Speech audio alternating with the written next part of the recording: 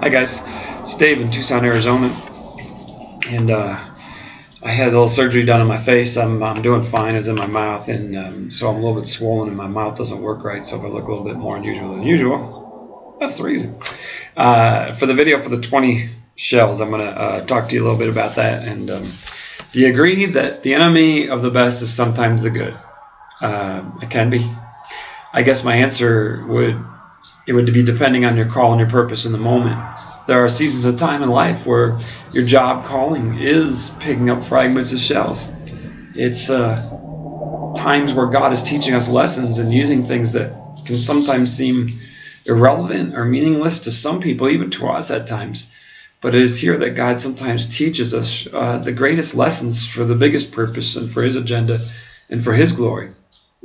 So like fixing a toilet is actually sometimes necessary. And it does fit the big picture, even though it may feel like a little shell that I would love to get rid of. It's necessary.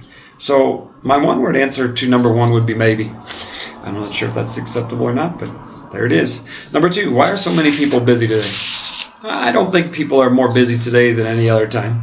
I think that busyness is a thing that we use, and humankind will always find things to do to occupy our time or to rob our time, depending on how you view it. We all take time to do what's necessary, and we actually get to do a lot of things that we just want to do. The thing is that if we would just write down, what we're doing with our time, we'd be amazed at how much time that we aren't doing anything. I mean, we're doing stuff, but it's just stuff, So I do believe at times we have to guard ourselves not to just be in a treadmill of running.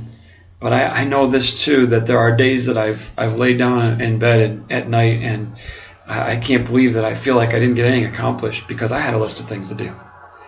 But I believe that ultimately when I'm done, that I believe God led my life, and the things that I did that day were led by Him. I'm not going to tell you that every day I've done that. There's been days that I've just blown off days and just wasted it. I'll admit that. But there's also many days that I didn't get done the things that I had an agenda to do. But when you're being led by the Spirit of God and you're following Him, I ultimately have to believe that the things that I did do were led by Him. Was I serving Jesus? Was I serving mankind? Was I showing the love of God in those things? And yeah, ultimately I believe I was. And so I accomplished those things that He wanted me to do. So I don't think it's busyness. I think it's life. And I think we all live it that way. Number three, what are some of the shells in your own life?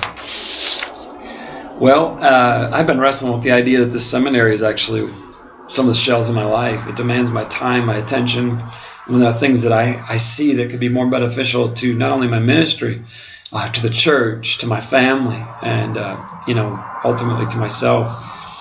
And so I've been talking to the Lord about this. I believe He led me this way. So again, I may view this as shells, but He sees us as the starfish. So I willingly hold on to this, believing that He sees what I don't. So I think there's a lesson in that about what we're talking about here overall. The last thing I want to talk about here about the video was when Rob brought up something about saying no. And he asked us if we could say no. Last semester when we were talking about our weaknesses and we asked some of our leaders to look at our weaknesses, not one of my leaders brought up or included my inability to say no as a weakness. But I did, and I wrote it in my paper. And one of the reasons for that is I am very optimistic and think that anything and everything can happen. We just stick to it, go after it, and we can make it work, It's good to be optimistic, but you also have to guard yourself because you can get yourselves pursuing things and chasing stuff that the Lord doesn't want you to. So, again, I will just say that I have to keep that in check. Overall, in ministry, I think I'm doing a lot better at delegating and allowing others to take complete control of ministries. And if anything, I probably need to do a little bit more checking up on those that I have delegated ministries to. When I was there in Marion with y'all, I'd been talking to the Lord about what needs to happen in my life and ministry to continue on towards what He has planned. And I came up with a list of stuff to accomplish. I'm going to be sharing these things with my leadership, and I believe it's going to help me to let go of some of the time-stealing shells in my life. And I'm asking others to help me identify what those are, because sometimes we're not even aware of some of the things that are taking us and pointing us in other directions. So it's a balancing act. It's a delicate walk. I submit my daily life to the Lord. Anything that I am holding on to, I hold on to loosely, and I'm willing to let go of anything if He lets me. He directs me to do that. So ultimately, my life is His, my ministry is His, and I love Him. God bless you guys. We'll talk to you later.